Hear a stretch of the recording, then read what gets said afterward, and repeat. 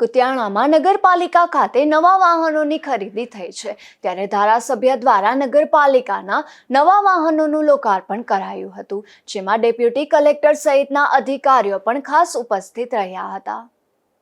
કુતિયાણા શહેરમાં નગરપાલિકા દ્વારા સોની મહાજનવાડી ખાતે નગરપાલિકા વાહનનું લોકાર્પણ કરવામાં આવ્યું હતું, જેમાં કુતિયાણા વિસ્તારના ધારાસભ્ય કાંદલભાઈ જાડેજા તેમજ ડેપ્યુટી કલેક્ટર, મામલતદાર, ચીફ ઓફિસર, નગરપાલિકા પ્રમુખ શાંતિબેન ઓડેદરા તેમજ ઉપપ્રમુખ કાનાભાઈ જાડેજા સહિત કુતિયાણા શહેરના અલગ અલગ વિસ્તારના કાર્યકરો, સામાજિક આગેવાનો અને નગરપાલિકાના સભ્યો સહિતના લોકોની ઉપસ્થિતિમાં વાહનો ખુલ્લા મુકાયા હતા। ઉપરાંત આ વિસ્તારના રોડ રસ્તાના કામો થોડા દિવસમાં ચાલુ થઈ જશે, એમાં વિવિધ સફાઈ થઈ રહી છે ત્યારે નગરપાલિકા દ્વારા નવું એક જેસીબી, ટ્રેક્ટર, કચરાપેટી તેમજ છોટા હાથી અને સ્મશાન માટે શબયાત્રા વાહનનું લોકાર્પણ કરવામાં આવ્યું હતું।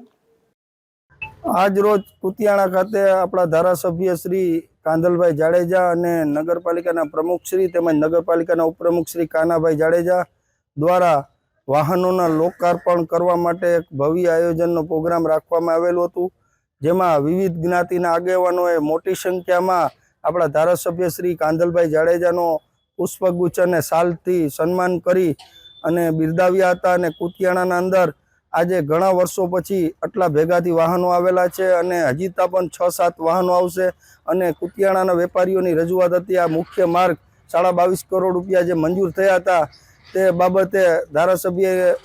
આશ્વાસન આપેલ હતું કે 3 તારીખના અંદર રીટેન્ડર થવામાં આવેલા હતો, જે રીટેન્ડરના કારણોસર ફરીથી 3 તારીખે ટેન્ડર ખુલશે અને આ કુતિયાણાનો રોડ સારી રીતે બની જશે તેવી ખાતરી આપવામાં આવેલી હતી। અને કુતિયાણાના વિકાસના અંદર સ્વચ્છ ભારત મિશન હેઠળ કુતિયાણાને સ્વચ્છ અને સુંદર શહેર રાખવા માટેનો એક નારો આપવામાં આવેલો હતો। કુતિયાણાના અંદર લાઇટ, પાણી, રસ્તા અને રોડ જેવી વિવિધ સુવિધાઓ મળે અને કુતિયાણાના નાગરિકોને ધારાસભ્યશ્રીએ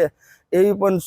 જાહેરાત કરવામાં આવી છે કે અમારા કર્મચારી અને અમારા નગરપાલિકાના કોર્પોરેટરશ્રીઓ કોઈ પણ ગામના વેપારીઓ કે ગામની જનતાને કંઈ પણ ખરાબ વર્તન કરે તો અમને ડાયરેક્ટ સજેશન આપવા વિનંતી કરેલ છે અને કુતિયાણાને સુખાકારી મળે તેવું આશ્વાસન આપેલું હતું અને કુતિયાણા માટે હંમેશા હું તત્પર રહીશ અને આ વિસ્તાર માટે કાયમી માટે કામ કરતો રહીશ તેવું ધારાસભ્ય અને તેમના ભાઈ કાનાભાઈ જાડેજાએ પ્રવચન આપેલું હતું।